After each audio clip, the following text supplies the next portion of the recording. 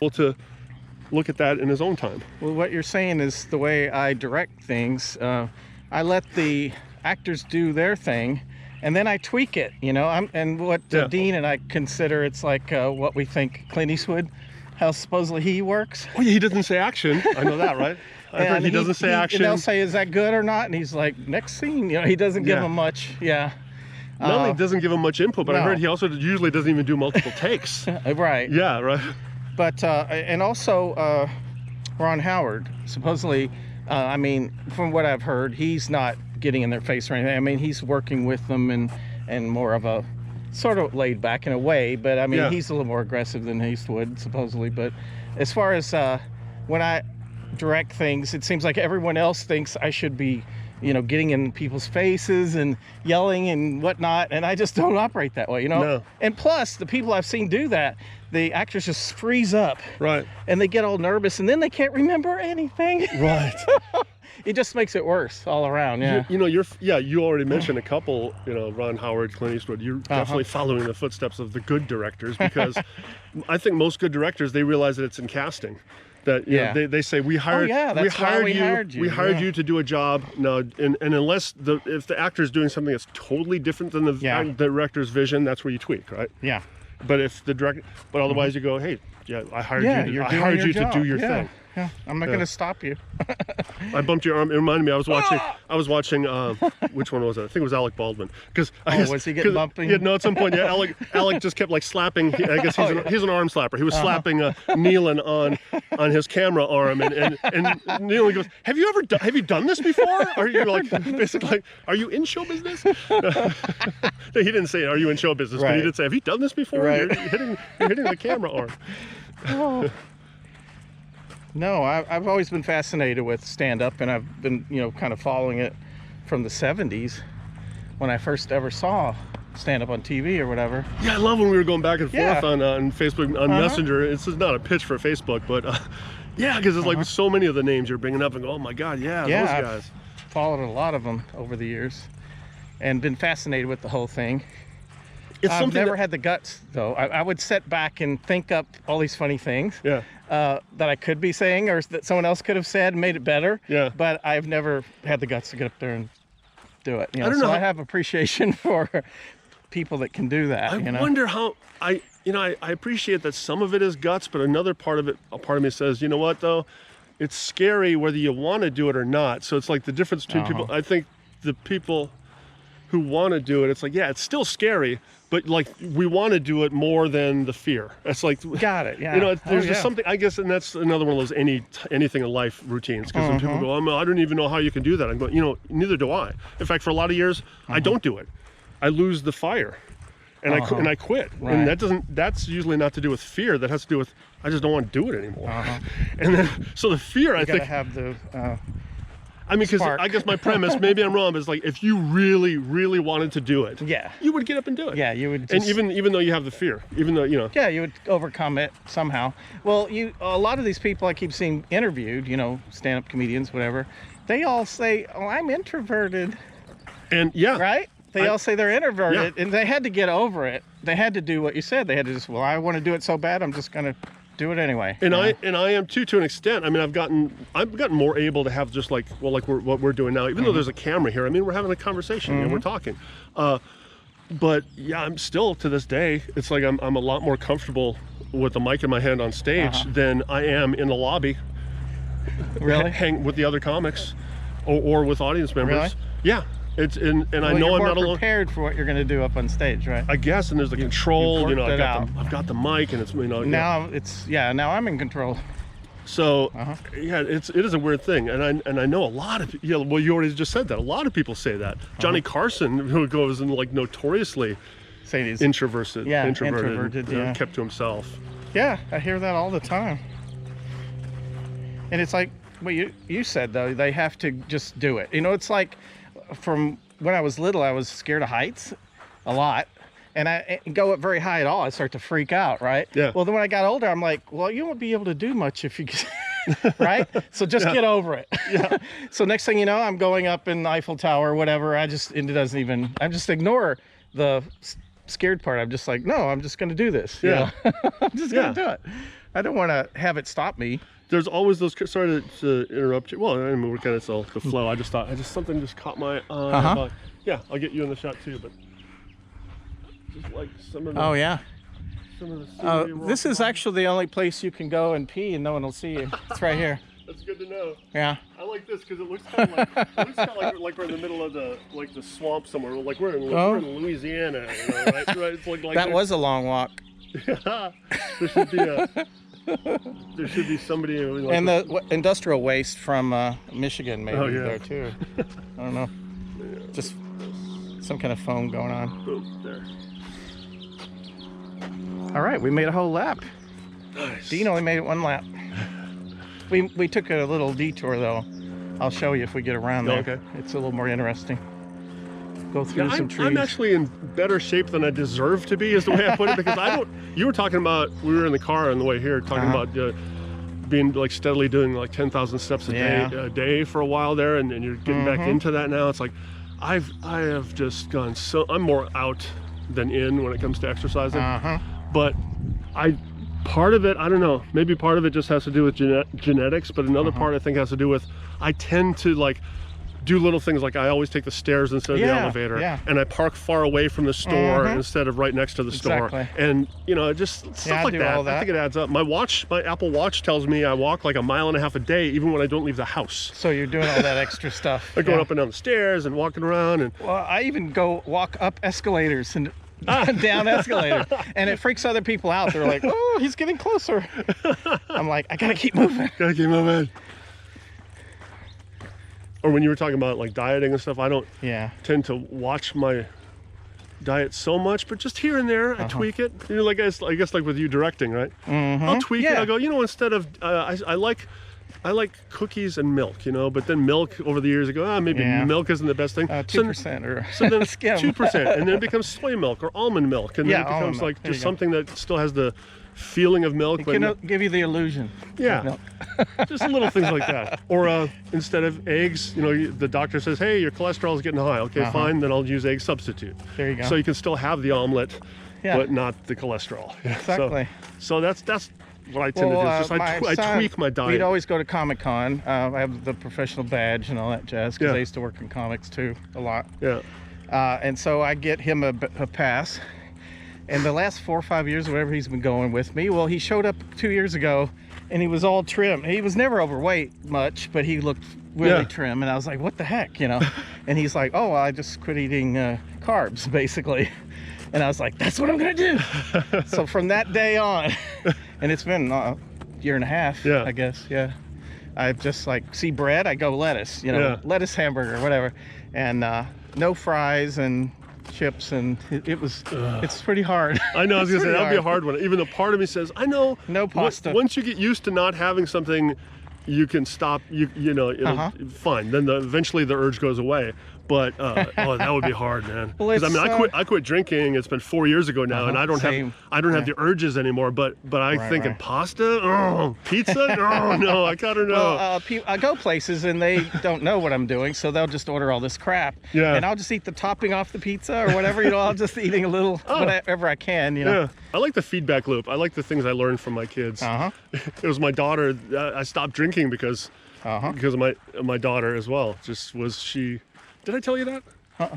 That you know, she was studying abroad, and the thing is, at the time, this was 4 years ago, I was drinking, but I didn't feel like I was drinking for a reason. I was happy. I was, you know. You're out where the other people are drinking. Right? Not even that yet, because I hadn't even started doing stand-up again yet. Oh, okay. It was I was just like on the. I'm trying to give you an excuse. Yeah, no, thank you. I appreciate it. But no, it was actually worse than that. I was drinking at home a lot. Well, I was going out to like sports bars. Oh, there you go. So there was that. But a lot of times too, but for the most part, it wasn't that. I was at home drinking, like it got to the point where I was like drinking a bottle of flavored vodka, maybe like one of those in a day, and getting like schnapps and stuff like that, and then a box of wine, a 5-gallon box of wine. I'd just be constantly like playing video games and getting drunk, and I was even at the time was even going, I don't even know why I'm doing this, because it wasn't even so much like I needed it Right. to be happy, or I wasn't depressed or trying to get over something, which are some of the more common reasons for. It's just entertainment. It was entertainment. It was. But then at one point, my daughter had gone to study abroad in France, and being a father, I was worried. You know, it's her junior year in college. She's thousands of miles away from home. A week or two before that, I don't know if you remember. Well, it's kind of hard to remember which bombing, but there was a bombing. Oh yeah. There was a bombing at a nightclub in France. Yeah. Yeah. Right around the area that she was going to be going to in Paris. And so that added to the anxiety. Although when I talked to her about that, this is one of those good news, bad news things. She said, yeah, but Dad, considering all the shootings at schools in America, it's like, do you think I'm safer in the club? Probably safer. I'm probably safer in Paris, you know? Oh, no. So unfortunately I went, yeah, you're probably right. Oh, no. So anyway, she had called me. I don't know if it was the first call she made or whatever, but I remember, you know, waking up basically. Maybe I was awake, maybe I was whatever. She called me and she goes, at some point in the conversation she started crying. Oh. And I went, oh honey, why are you crying? She goes, I'm worried about your drinking. Okay. And that just stabbed me in the heart, man. I went, oh my God, I'm worried about my daughter thousands of miles from home, and she's worried about me. And that has resonated with me ever since. So you got to quit so she stopped worrying. Yeah. And then and ever since then, I mean, I thank her and I give her credit for it. And even that wasn't the first time she ever said, oh Dad, please don't buy, because I remember. But now she's really getting the point across. Yeah, we were out at the grocery store, and it wasn't even so much as she's going, Dad, you know, you shouldn't drink or whatever. We'd be at the grocery store and I'd go to grab a bottle or a box of wine, and she'd go, oh come on, do you really have to, Dad? And I'd still go, hey, yeah, whatever, and I'd still grab the bottle or the box. But that was the moment where the perfect storm started, the wheels turning. Yeah. So that's my strength to this day, is if I ever do, although I don't even get the urge anymore. You mentioned like being in the proximity. Yeah. Comedy club. There's times I'm at comedy clubs, guys will come up to me, other comics will go, here's a free hey Joe, one. no, or that, and I turn it down. Or they'll just go, hey Joe, could you watch my drink? Oh, because now you're holding it. I'm going, hey, fine. I can be actually holding a drink. I can pass a beer from you to Dean and not have the urge. Yeah. I have, but even though I know I'm like an elbow bend away, right? But if I ever do get in the back of my mind, that little voice goes, "Oh, come on, what's one beer?" And you hear her crying. I remember my daughter on the phone, yeah. and that's Shuts it down. That's it. Yeah. That's my anchor. I didn't need. I understand if people do need 12 steps, but I didn't need my 12 steps. That was my one step. And this also was based in fact, because it was something I said at work years ago. But I go, you know, I quit drinking 4 years ago, but I'm not going to get all preachy about it, because I am tripping on acid. Right, so that's one of my jokes. And the thing is, it was based in fact, because years ago I had also another time that I quit drinking years ago, and I had said that in the office, and one of my coworkers said, "You can't say that," and I went, "No, I can't do that." But I can say it. I can say it. I know I have the kind of job where I have to take a piss test, and I'd be an idiot to give up my lucrative career. But they can't fire you for saying I'm tripping on acid. But you know, the thing is, that person taught me something. Is like, I just won't say that to you, because everybody else laughed. You know, like I'll wait till he's not around. And I remember it was like lunch break or something, and there were half a dozen people, as I recall, and everybody laughed except this one person's lecturing me about, you can't talk about drugs. It's like, oh my God. I've had just a couple times where somebody would come up to me after the show and go, one guy he actually not only just came up to me to ask me in passing, but he came up and sat down next to me. I was at an open mic, and after my set, I went to the back to watch. And this guy came up, pulled up a chair next to me, and slid right up to me, and he went, "Are you really tripping on acid?" And I said, "Why? Are you buying or selling?" And the thing is, I'm not not only not tripping on acid, but I'm also, like, at this point, I'm sober. And it's like, so then we had a little. You wouldn't have be able to probably do your set if you were tripping on it. Would you? I doubt it. I don't know. Probably not. It wouldn't be coherent. You'd think you're killing. Yeah, later. So I knocked that out of the park. And they're like, you didn't even show up. You've been gone for 3 weeks. Oh God. I've known people who get up there, definitely drunk and stoned all the time, but I couldn't. I couldn't do that either. My 5 years of working in the cubicle where I worked for an ad agency, and people would write on the bulletin board, little things, and they put up a note and said, "Don't ever write on the bulletin board." stuff. This is serious or whatever. And I had to then write, you have okay. to. You have to. I Yeah. just had to do that. And then they tore that down. So that little sign was gone. That's just asking for somebody to. I can't. I'm like, okay, I won't do it again. I think I wrote something like that. Got it. I wonder about some of those forbidden things where it's like, if somebody hadn't never said to a kid, don't do that, maybe they just never would have done it. Right. If They're like, Gave them the idea. Don't ever do this. Oh, I didn't think of it. I never heard of that. I remember the first time I even knew what drugs were was in elementary school in maybe 5th or 6th grade. Wow. I remember this cop coming around with this Oh no. this display case, this glass. I have a vivid memory of like this wooden frame. This could be your next set. Yeah, it was like this wooden frame, glass cover, and inside there were these, like different pills, circular pills, capsules, a little, joint, which I'm assuming is just pretend, but whatever. Right. But it's like, that's kind of funny that the premise was that they were coming into the school to tell us, don't do this. So I'm You're going, like, oh, wait. what's that? Hey, that looks delicious. They didn't think about that part of it, huh? No, I obviously not. That's pretty early.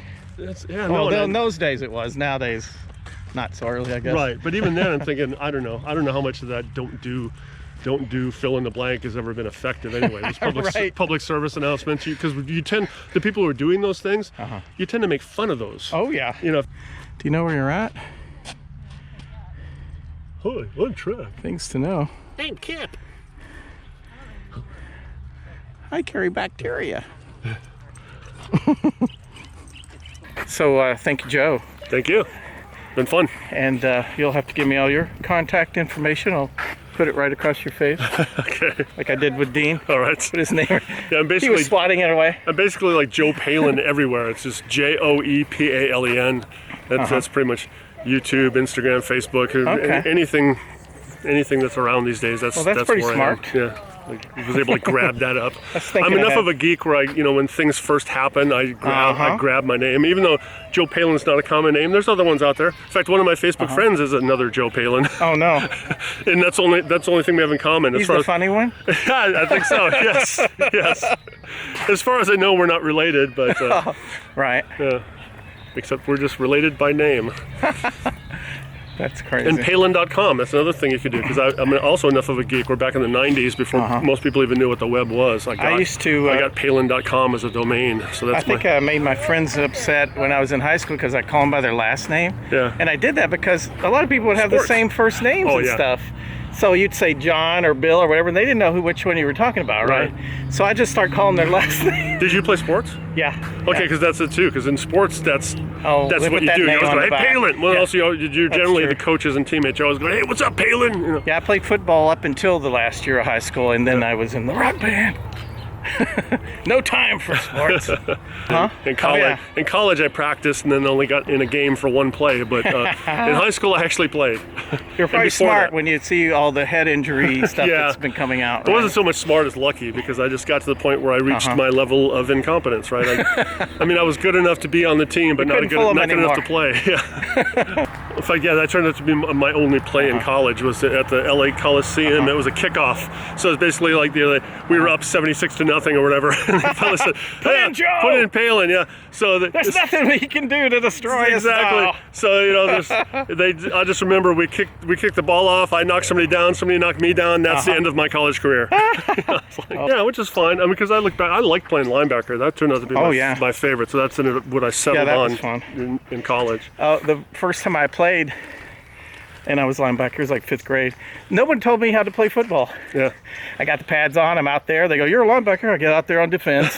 And they go, here's all they told me. If the guy here watching catches it, then tackle him. So they threw the ball right at me. So I moved out of the way so he could catch it, and then I tackled him. And they went, what are you doing? I go, I did exactly what you said. That's just bad coaching. Come on. I know. Oh no.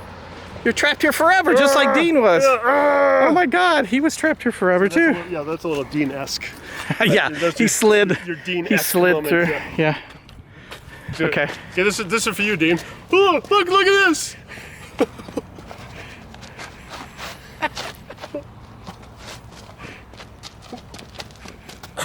Now I'm Charlie Chaplin. Charlie Dean Chaplin. If Charlie Chaplin and Dean LeCrone had a baby.